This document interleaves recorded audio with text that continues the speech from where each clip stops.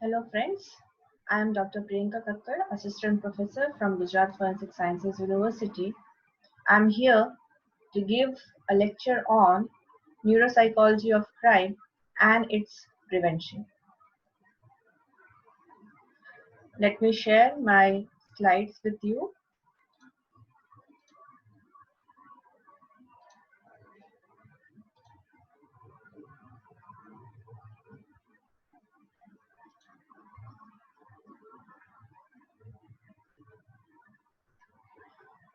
So as I said, the topic of my presentation is the neuropsychology of crime and its prevention, which is an UGC sponsored online refresher course planned by UGC HRDC Gujarat University Ahmedabad. There are various types of crime that is happening all around the world, about which we all are aware, but there are new types of crime which are coming up, popping up, and we need to understand why these types of crimes are happening and what is the neuropsychological aspect associated with that. So let us start with the types of crime.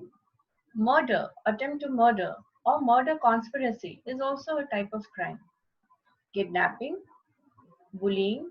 Now, bullying has a wide spectrum. It has not only limited to school, but it has also gone to college, university, and workplace.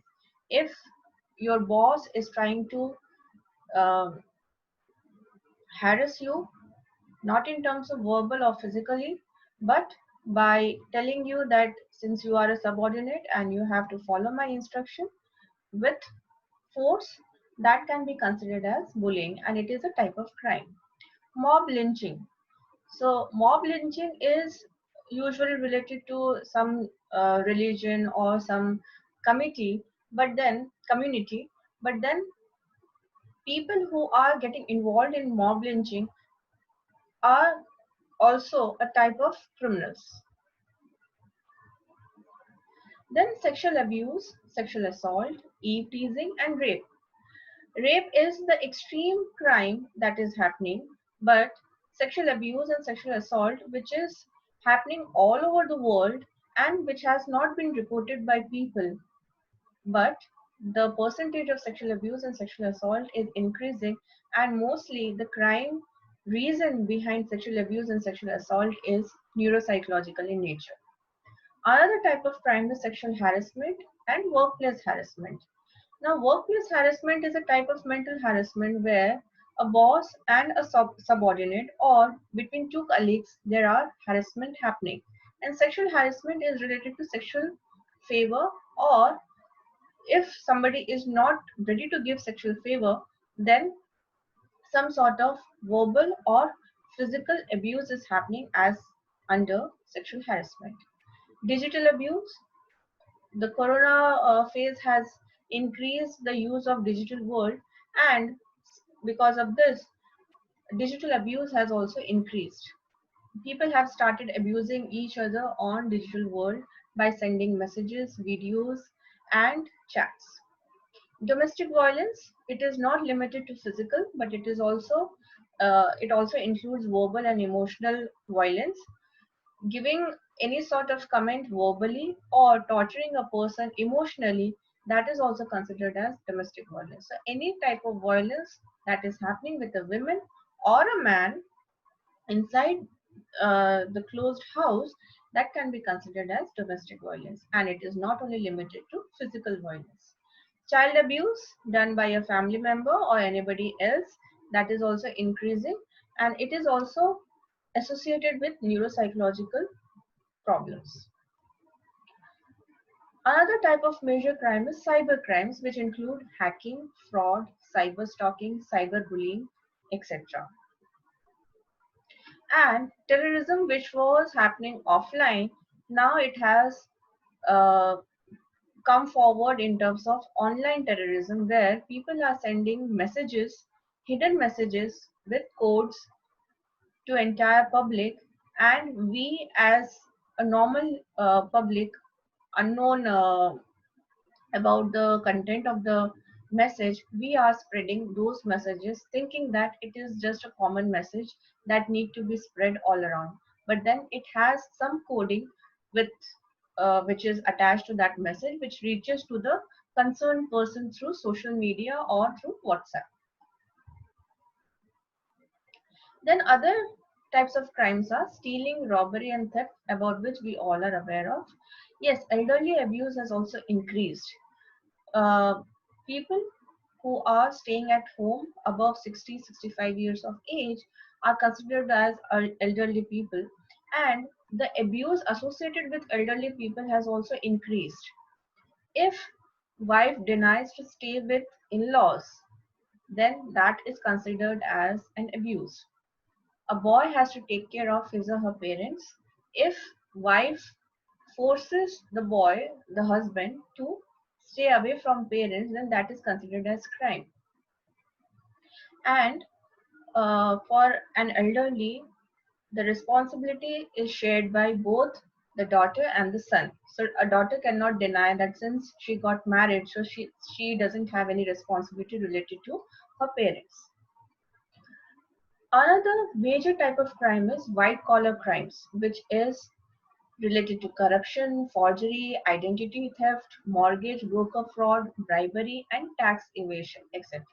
There are many more crimes in this world, and there are many more upcoming crimes, but our concern is why such crimes are happening. One of the reason is the crime is associated with aggression. Now, the aggression is a major content of criminal act, major factor responsible for criminal act.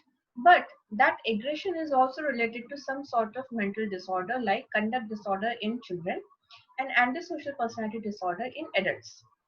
Conduct disorder, which is seen mostly in juveniles, can get converted into antisocial personality disorder after they get into adulthood. And apart from these psychological disorder, there are certain neurotransmitters which causes brain dysfunction, and because of which the aggression increases, and due to excessive aggression, the crime increases. So mostly the social psychological factors are responsible, but above that, neuropsychological factor, which is not mostly under our control, is leading to criminal act. Let us understand our brain and how the brain is responsible for criminal act. The brain is divided into four different lobes: frontal, parietal, occipital, and temporal lobe.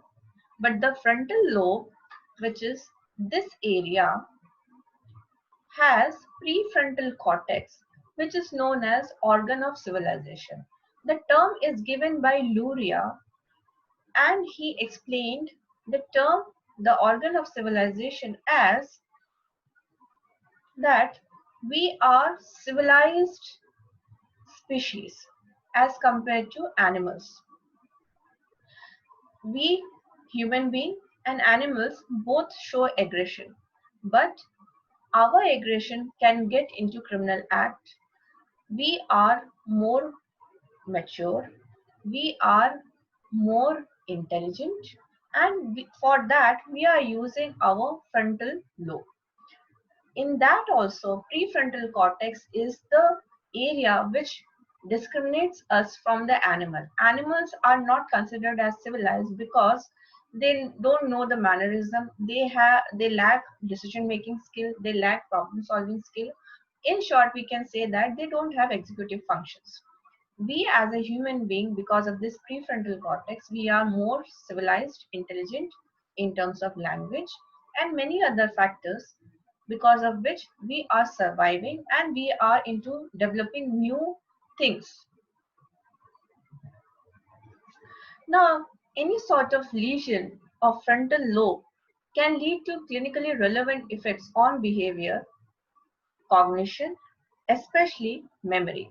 So if there is any lesion in the frontal lobe, especially prefrontal cortex, then it can lead to clinically relevant effect on the person's behavior, his or her thought process, and ultimately problem in memory. We also know that the brain is divided into two hemispheres, right hemisphere and left hemisphere. Right hemisphere, or we can say the right brain, is responsible for creativity. If a person is more creative in nature, a poet, a writer, a singer, artist, painter, these people are dominated by right brain. And a person who is more logical, problem solving, um, writing language related content, good with numbers, mathematician, putting things in order, they are governed by left brain or left hemisphere. But the point is that though the dominance is more of right or left, but mostly we are governed by both right and left hemisphere. So it is balance combination.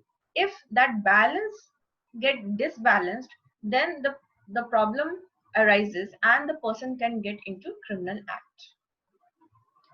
So again, coming back to right and left areas, especially the left frontal temporal areas are related to sequential processing of information. So when a person is using his left frontal temporal area, that means the person is good in sequential processing of information, whether it is verbal or non-verbal. Sequential processing of information is that the information is being processed by that individual in sequence, one by one. But if a person is governed by right frontal temporal area, then the person is good in deductive processing of information. So if there is any parallel information, simultaneous information being given to that individual, then the person is able to do it in a deductive processing. Whether it is verbal or non-verbal, that doesn't matter, but everything is being done in a parallel manner. So a person is able to do multiple tasks simultaneously. And it is believed that females are good in multitasking because they are mostly dominated by right frontal temporal areas, and because of which they can think of multiple aspects at a time, which is not there in the men because they are mostly governed by left frontal temporal areas. But that doesn't mean that men are low and females are high in thinking procedure. No, the process is different. If females are good in multitasking, then males are good in uh, sequential tasking. So they are able to complete a task and then they can move on to second task. They cannot do multiple tasks at a time. But because females are multitaskers, so their brain is divided into different, their attention is divided into multiple areas, and because of which they are more frustrated, they show more stress as compared to men. So these are some aspects which divide male and female thought processes, but that is not giving any idea that males are better or females are better. Both are better in their own way, but the brain are functioning in different manner. Now, in order to understand the origins of behavior, we need to understand how the behavior is occurring. So behavior occurs because of intentional initiated and executed actions. So one of the origin of behavior is your intention. So any action is executed because there is an intention attached to it. You are attending this lecture because you want to understand something about neuropsychology of crime. So there is an intention attached to it, and because of that intention, you have executed an action by registering yourself for refresher course. The second origin is conditioned responses, which are associated with social learning. Most of our behavior actions are learned because of our conditioned responses that we learn through our family and our surroundings. So the relatives, our siblings, our peer group, our neighbors, our community, from these many people, we are getting conditioned responses. We are observing them getting conditioned, and then we are behaving in that manner.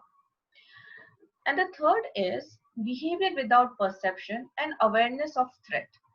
Now this is a new concept about which very few books has written. The concept is actually initiated by or given by Professor C.R. Mukundan. You can read his book Brain at Work and Brain Experiences, where he has explained it in detail, the pre-attentive emotions. Now, sometimes we are creating an image about an individual without having formal interaction with that individual. So, for example, we say that I don't know why I don't like this person. So, if your friend asks you that, have you ever interacted with that person? Have you ever had any bad experience with that person? Your response would be, no, no, no, I don't know. There are certain negative vibes that are coming from this person, or I am uh, in love with this person because there are certain positive vibes coming out from that person. So, what are those perception related to when you have zero interaction with that individual? That is because there is a pre-attentive emotion working inside your brain. Now, that pre-attentive emotion is related to your past experiences. There are certain meaningful cues associated with new person which was related to your past experiences. For example, face of the person, voice of the person, certain actions and behavior of the person, that is creating memory of association with same interaction, same type of action related to somebody else in your past. For example, if you had a bad maths teacher, so whenever you study maths in future, or if you are teaching maths to your kid, you will have a negative experience of teaching maths to your kid. So that is related to pre-attentive emotion that has happened in your past about which you are not aware. And this is happening in fraction of seconds, due to which you are unaware why you are preparing positive perception or negative perception about an individual. Now, these three aspects are related to criminal behavior also. When a crime is occurring, the crime is done either because there is an intention of committing crime. So if a terrorist attack is happening, that is because there is an intention of creating a threat among public. Conditioned response like stealing, juvenile offense, that is because of conditioned response among kids. And behavior without perception like all of a sudden murder, rape, that is also uh, as part of pre-attentive emotion. So any of these origin of behavior can lead to criminal act. Now, if there is any sort of brain dysfunction that is leading to inhibition, disinhibition related response in a person. Now, disinhibition leading to hypersexuality, hyperphagia, and aggressive outbursts. We all show aggression at one or the other situation, but we are not getting involved in any sort of criminal act because our brain is producing hormones which are inhibiting us to do certain act. Now suppose if those hormones are not inhibited by our brain, so there is a continuous flow of that hormone which leads to hypersexuality. The person becomes hypersexual in nature, so he is unable to control his sexual urges, and that can lead to rape and sexual assault. Sudden aggressive outburst, we all get aggressive, but then our outbursts are less as compared to people who are criminal in nature. Then there are certain motor inhibition. People are unable to inhibit their motor activity, and because of that they are hyperactive in nature.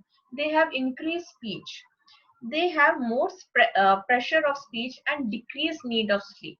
So this again lead to brain dysfunction, and the person gets into negative sort of thought process, and it can lead to criminal act. Emotional disability, emotional inhibition. A person who is unable to inhibit his emotion, then you can see extremity of emotions like euphoria, extreme happiness, elation, and irritability. So the person becomes either excessive happy or excessive irritable or excessively elated. He thinks that I am God, or whatever I am doing, that is correct. And that leads to intellectual and sensory inhibition, which leads to grandiose and paranoid ideas. And there is also flight of ideas, visual and auditory hallucination. So in certain cases, people who are affected by grandiosity and paranoid ideations, they also face visual and auditory hallucinations, or we can say that they are suffering with schizophrenia, and they are getting flight of ideas, visual stimuluses, audio stimuluses to commit certain act. And after commitment of that act, they also say that they report that I did this because somebody ordered me to do this. So any sort of problem with brain in terms of hormonal dysfunction can lead to inhibition disinhibition related issues, and it will have an effect on the motor, emotional and intellectual sensory responses. So crime and mental illnesses are related to each other, and in that case professional help is needed. A behavior is diagnosed as abnormal and criminal on the basis of the amount of drug abuse, alcohol dependency, which can lead to criminal act. So a person who is in constant intoxication, whether it is drug or alcohol, that person can also get into criminal act. So it is not only related to the hormonal dysfunction, the psychological issues, but excessive intake of drug and alcohol dependency will have an effect on neuropsychological aspect of an individual that can lead to criminal act. Now the abnormal behavior, again, that is related to frontal cortex dysfunction. So as I said, that the frontal lobe is responsible for your decision making, executive functions. So if there is a dysfunction or injury in the frontal cortex, that can lead to abnormal behavior, and this abnormal behavior is leading to loss of control on behavior, thinking and perception, and this distorted thinking and perception is leading to criminal act. So the crime and aggression can lead to homicides, domestic violence, stealing, juvenile problems, crime against women and children. What could be the possible remedies? For any criminal act, we need to have cognitive molding of emotions. And for that, one can practice sthitaprajna, which means understanding things without giving meaning to it. Now, sthitaprajna is related to Gita, but that doesn't mean it is related to Hinduism or a particular religion. It is just to understand how sthitaprajna can lead to a better mind, intellect, and wisdom, which can help a person to stabilize his or her mind. There is a chapter 2 of Bhagavad Gita, where Arjun asks Krishna, what is the definition of one whose mind is steady and one pointed? How does he sit, walk? What does he do? In response,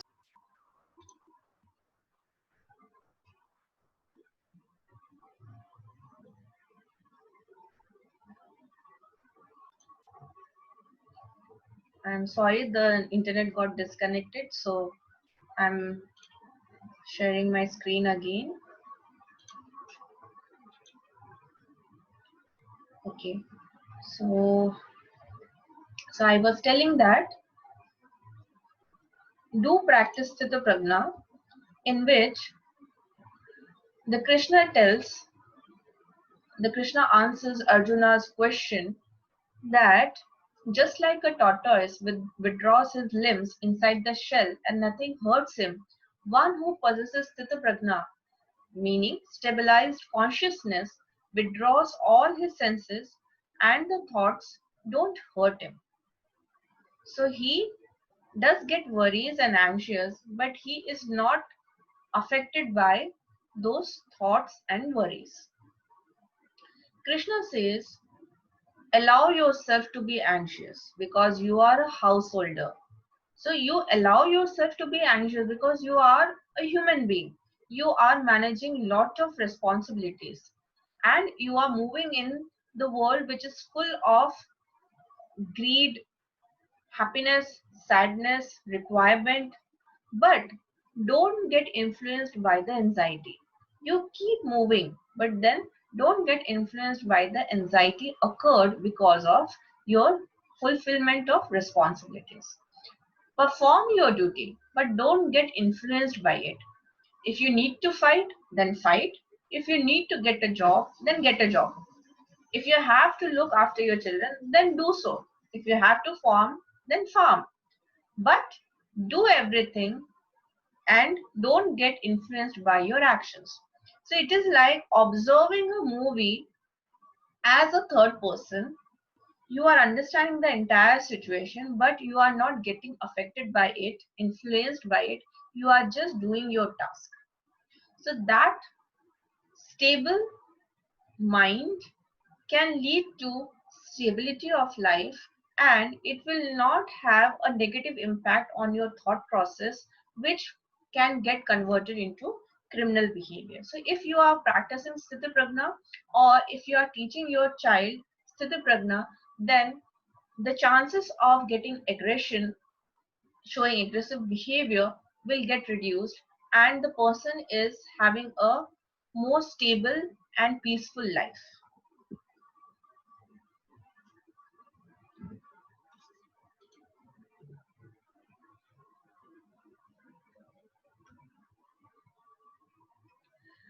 Another remedy is proper socialization.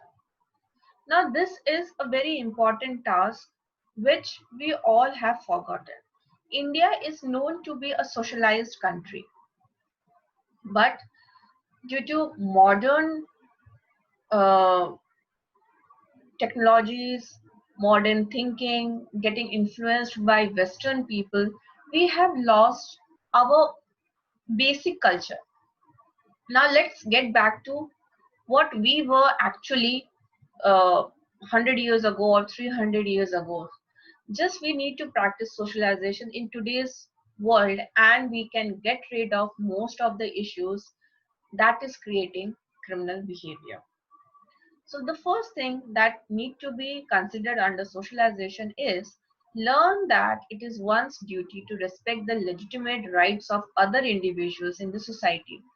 We have stopped respecting the rights of other individuals in the society. We are so self-conscious nowadays, we are so selfish nowadays, that we are doing things for our benefit. We forget that there are rights of other individuals also that we need to protect. That is our responsibility. For example, spitting on road.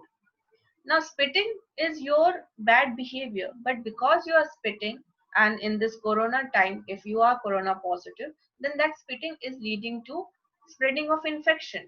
So, the human right says that you have to take care of another person's right by not doing certain acts which are legitimate in nature, illegitimate in nature.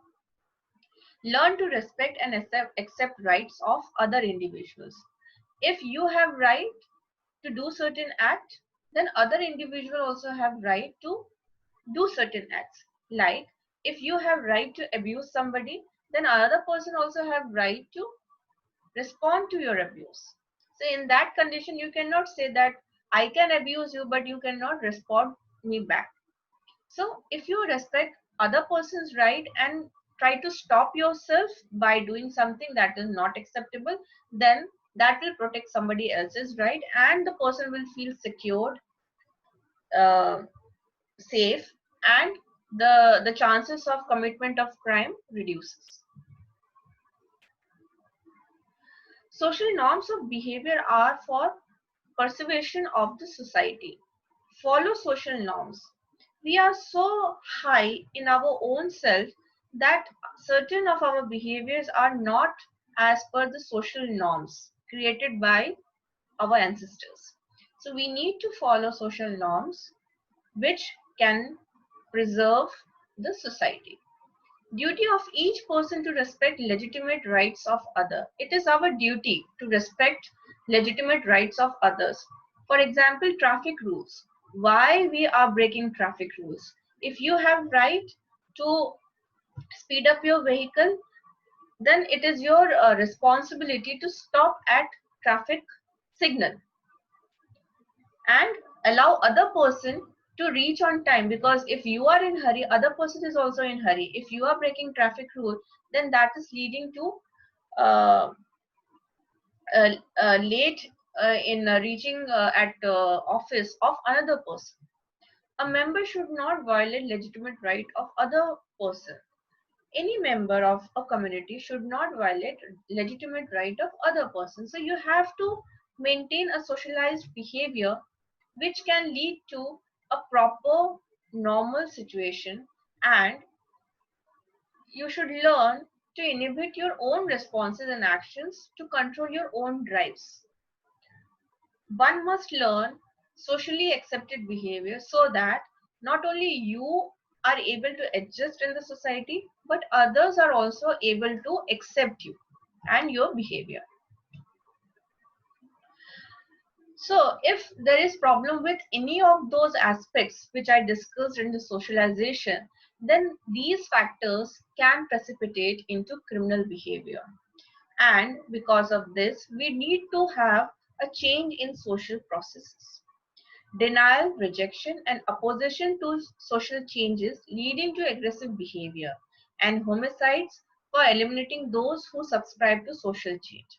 So we need to learn how to change oneself as per the social processing going around us, and we need to deal with the denial that we are showing, the rejection and opposition to social changes. So if, for example, Modi is uh, putting forward new rules, regulations, and new ideas. But because we have a mental setup that any change, if there is any change given by anybody, we have to deny that. Try to understand the projects, the rules and regulations, and the ideas given by certain people. First, you understand that, and then if there is problem with that, you can give your suggestions. So suggestions are acceptable, your point of view is acceptable only if you are presenting it in a proper manner. Any sort of inadequate social conditioning can lead to a programming of a society. So what we are today is because of the social conditioning that has happened in past few years. If your child is behaving in certain manner, you are responsible because you are allowing your child to behave in that manner. If your colleague is behaving with you in certain manner, the responsibility lies with you because you allowed that person to behave in certain manner, or you are behaving in certain manner because of which you are getting that type of response. Also, absence of faith in constitution as its knowledge is not imparted as part of social conditioning. Now, most of us are not showing faith in our own constitution, whether it is societal constitution or the country constitution. We are saying that this is wrong, that is incorrect, that is inhuman in nature. But do we understand what our constitution is telling us? Have you ever read about it? Have you ever understood it? We also talk about religion and the religious preachers. But have you ever read Gita, Quran, Bible? Have you ever tried to understand what is being written in that holy book? So, before showing your faith or absence of faith, first you try to understand what is actually written and what does it mean. Also, you need to impart knowledge of need for socialization. First, you understand why it is required and then impart knowledge about it. Preservation of society through preservation of values of social sharing and interactions. You can preserve your society only if you preserve your values and you share with society through proper interactions. Now let us do a small activity to understand whether you are using your left hemisphere or right hemisphere. So you will get to know whether you are dominated by your left hemisphere or right hemisphere, and you will get more understanding about yourself. So it is a questionnaire which is divided into two sections. Each item is having two options, option A and option B. So please take a piece of paper and pen, and for each item you respond in terms of either A or B. So for example, first item is I prefer visual focusing on images and patterns to reading, or verbal focusing on words, symbols, numbers to patterns and images. So choose any one option. For each item, choose either A or B. Write down in terms of question 1, A or B. Question 2, A or B. So I am giving you a few minutes to go through each item and respond to each item. This will help you to understand your own brain, which hemisphere is more dominant in you.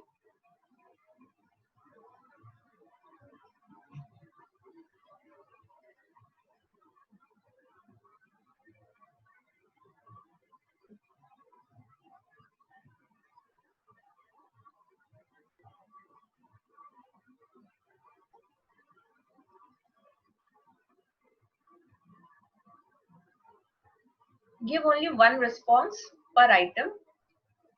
So item 2, I tend to be either intuitive and I am led by feelings, or analytical and I am led by logic. So you can choose any one option. If you have confusion that both the options are appropriate for you, then choose the most appropriate option.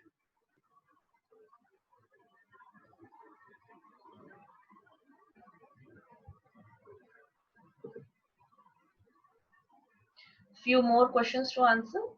I often think that could be better with more organization, or am highly organized.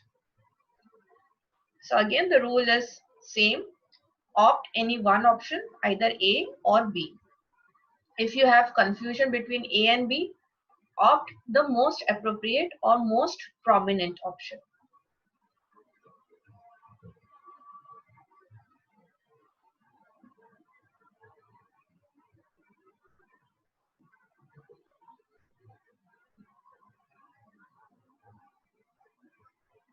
Question 12. If I have a chance, I would enjoy touching and feeling actual objects, or would enjoy observing. So which option suits you the best? Choose any one option, either A or B for each item.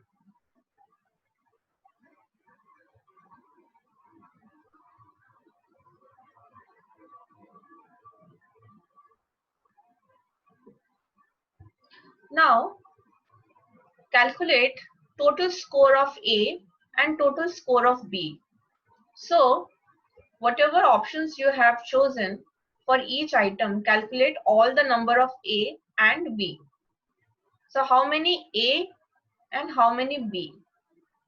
If number of A is more as compared to number of B, that means you are governed by your right hemisphere.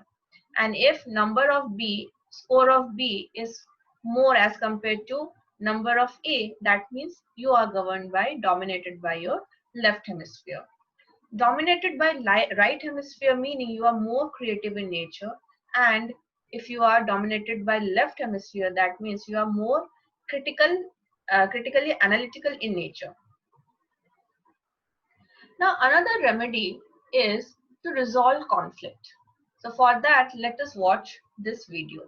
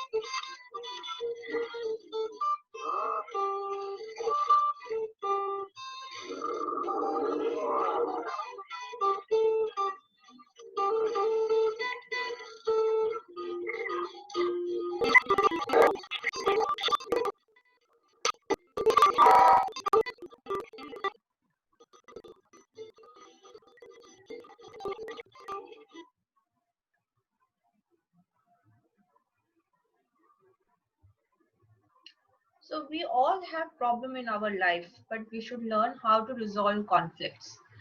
That will help us in leading to a more sorted life and more stress-free life.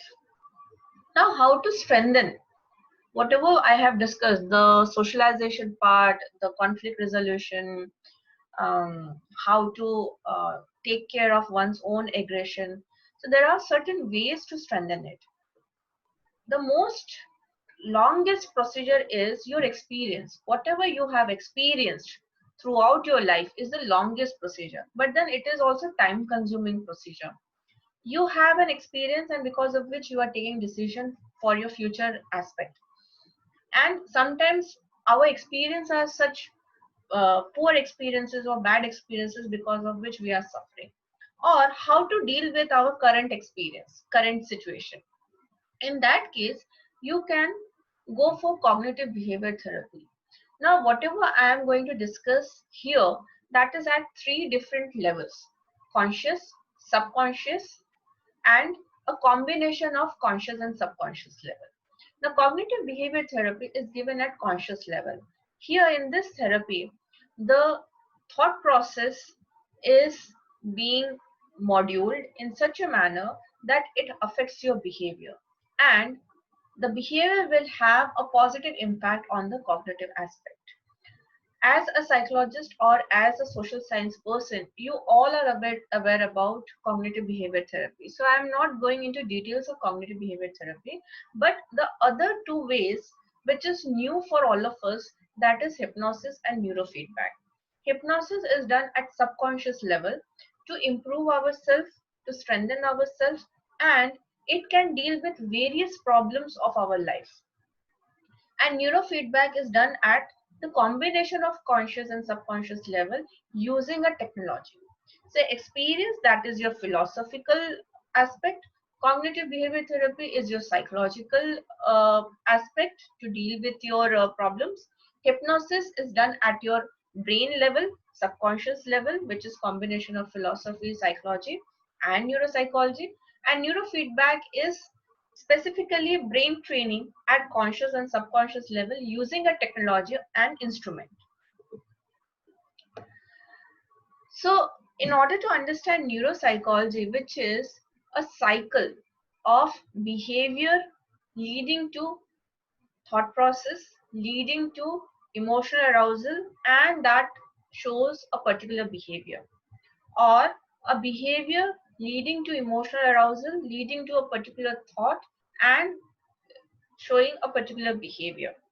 So the neuropsychology is the cycle of behavior, emotion, and cognition, which affects our memory, attention, our focus, our flexibility, creativity, and speed. To attack those aspects, neurofeedback can be of a great help. Neurofeedback can help train brain waves for optimal brain functioning, which can help in dealing with stress, anxiety, migraines, post-traumatic stress disorder, depression, hyperactivity, even learning disabilities. Now in neurofeedback, what we do is we put sensors on the scalp and ear of an individual to read the brain's electrical activity. Whatever we are thinking, that is actually in terms of brain activity, electrical activities, which are being generated inside the person's brain. So by putting sensors, we can catch those brain activity. Then these brain waves are displayed on the therapist's computer, and certain goals are set. So once the sensors are placed on the scalp, here you can see that the sensors are placed on the scalp of the individual. The signals from the brain through this system goes to the therapist computer. A therapist can see the waves, brain waves shown by the individual. The subject is looking at a screen and the subject is looking at the screen, and the screen moves only when the person is able to maintain a particular brain wave. So it is a type of brain train activity where through neurofeedback we are training a person to remain in a particular brain activity phase. Now that brain activity could be alpha, beta, theta, delta. Alpha activity is related to relaxation of an individual. If a person is in a relaxed state, the alpha activity will be high. So if this individual is able to maintain high alpha activity, then because of that neurofeedback, this video will start moving. So you can see that the subject is not touching any mouse, but without touching, with the brain's activity, a person can move this video. That is neurofeedback. Another way is hypnosis.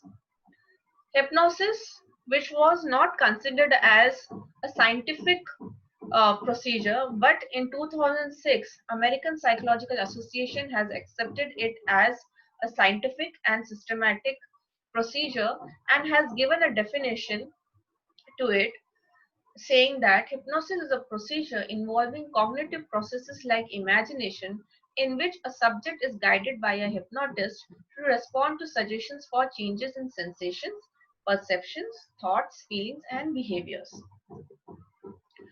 So, hypnosis can be applied in various aspects. For example, to reduce stress, to remove phobia, to reduce smoking, weight control, to reduce anxiety, to deal with sexual dysfunction, to deal with obsessive compulsive disorders, to improve performance in sports, confidence, studies, to improve interview anxiety, to to deal with examination related issues, to improve confidence, memory, attention, and relaxation. So the hypnotic suggestions, the suggestions given during hypnotic trance can affect a person's decisions on presence and an intensity of a stimulus.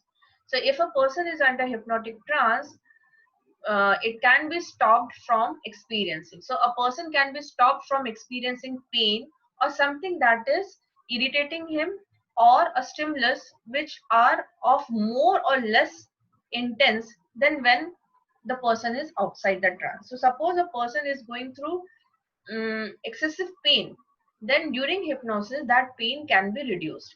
If a person is having phobia of certain stimulus like phobia of heights, phobia of closed places, phobia of meeting people, phobia of stage performances, then that can be reduced or taken into control through hypnotic trance.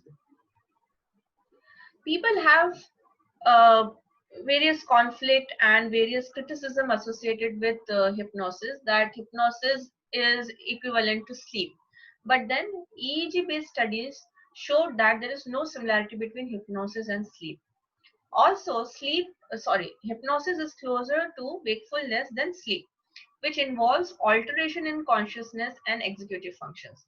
So, during hypnosis, there is an alternation of consciousness which involves the executive functions. And researchers have also studied patterns in the brain's cerebral cortex that occur during hypnosis. In these studies, hypnotic subjects showed reduced activity in the left hemisphere of the cerebral cortex, while activity in the right hemisphere often increased. So as I said before, that the left hemisphere is related to your analytical process. So when we are in a conscious state, we are more analytical in nature. For everything we criticize. This cannot happen. We have lot of questions. But during hypnosis, because of reduced activity in left hemisphere, your right hemisphere activity increases and you accept the suggestions as it is without any critical analysis. And because of that, the process of changing oneself, molding oneself emotionally, behavior wise, cognitive wise, becomes easier during hypnotic trance as compared to any therapy during conscious state.